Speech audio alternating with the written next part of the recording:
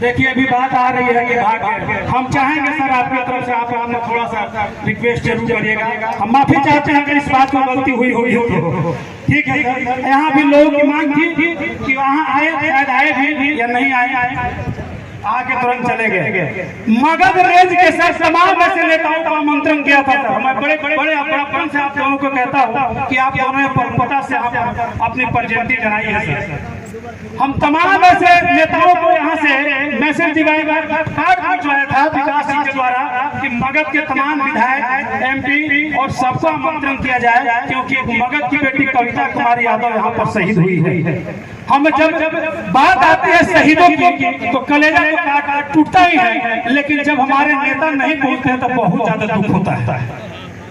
हमारे पिताजी के भोज में नहीं पहुंचे, अकेला विधायक पहुंचे थे बेचारे रविंदर सर। हम इनको सम्मान करते हैं, हालांकि हम भी नेता सबको न्योता दिए थे, पूरे विधायक हम सबको नहीं दिए थे, माफी चाहते हैं, बाकी सबको दिए थे। मगध सर को भी दिया था, शायद नहीं पहुंच पाया था मैसेज, हम उसके लिए दुखी नहीं है। लेकिन आज शहीद कविता यादव के ऊपर यहाँ अगर बात आई है और यहाँ पर नहीं पहुंचे हैं तो मैं खेद प्रकट करता हूँ सर, माफी चाहता हूँ। लेकिन हमारे जो यहाँ की बात आई है, जब सैनिकों की स्वाभिमान की बात आएगी हम अपने आप को जान की आहुति देना उचित समझेंगे, लेकिन किसी के सामने गिड़गिड़ाना उचित हम नहीं समझेंगे। ये मेरी बात है, क्योंकि मैंने शहीदों और सैनिकों की बात कही है। हमने अपने नेता को भी कहा था कि हमारा नेता कहे भी थे माननीय DSP जी, उस टाइम सब लोग मौजूद थे, उन्होंने कहा था कि सैनिकों की स्वाभिमान और शहीद जवान और किसान की बात आएगी तो हम सबसे पहले खड़ा रहेंगे, और वो खड़ा रहते हैं।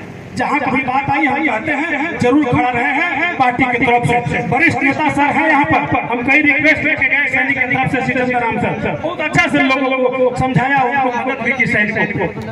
तो इस बात को हम बहुत कुछ कहने आए थे, छोड़िए इस बात को, बात हम कहेंगे अपने नेताओं से पार्टी कार्यालय में बैठ करके। अब शिकायत समझिए जो कुछ हम अंदर हमने बहुत लेटर लिखे हैं, शायद पहुंच जाएगा सबके पास। लेकिन माननीय सांसद महोदय से एक चीज कहेंगे सर, घोषणाएं तो बहुत कुछ होती है, कागजों में बहुत कुछ घोषणा होती है। अभी हम कुछ दिन पहले 2 दिन पहले एक न्यूज़ सुन रहे थे इतने सारे शहीदों के बारे में, उनको घोषणा तो हो गया सरकार से, लेकिन आज तक मुआवजा नहीं मिला सर। कोई ना कोई एक केंद्रीय कमेटी बनाई जाए और केंद्रीय कमेटी में सैनिकों और पुलिस के मेंबर बनाया जाए या रिटायर्ड जज के मेंबर बनाया जाए, और उसमें लिख दिया जाए कि अगर सरकारी घोषणा होती है और उस पर अमल नहीं होती है तभी सरकार को बर्खास्त करे, उन पदाधिकारी को बर्खास्त करे, उन पर अविलंब कार्रवाई किया जाए, एक कतई बर्दाश्त नहीं किया जाएगा। सैनिकों के कार्यक्रम की जहाँ की बात आती है, हम माननीय सांसद से कहेंगे, इतने हमारे आज 17 साल से यहाँ पर सेवा दे रहे हैं। माननीय मुख्यमंत्री जी, कई बार हमने चिट्ठी लिखा है कि यहाँ सैनिकों की आरक्षण नहीं है। भारत में हर राज्यों में सैनिकों की आरक्षण है, लेकिन बिहार एक ऐसा सैनिक राज्य है, यहाँ एक सैनिक शहीद हो जाता है, एक उनके परिवार बेचारा राहुल कुमार अभी कितना उम्र का है, आज भी अनएम्प्लॉयड बैठा हुआ है। उनके पिताजी सोच रहे हैं कि बेटी तो शहीद हो गई, अगर बेटा कोई जॉब हो जाता तो शायद हमारी रोजी रोटी भरण पोषण चल जाती है। ये सही बात है कि नहीं? ये सोच होता है कि नहीं होता है? लेकिन सरकार की नजर में इस दिमाग में है, केंद्र सरकार हो या राज्य सरकार हो, इसकी कमेटी के गठन होनी चाहिए या कानून में संशोधन होना चाहिए। सैनिक हमारा सर्वोपरि है, आज सैनिक वहाँ पर है तो यहाँ हम सुरक्षित है कि नहीं है? बताइए, लाखों यहाँ जवान तैयारी कर रहे हैं सैनिकों के लिए, अग्निवीर बना दिया।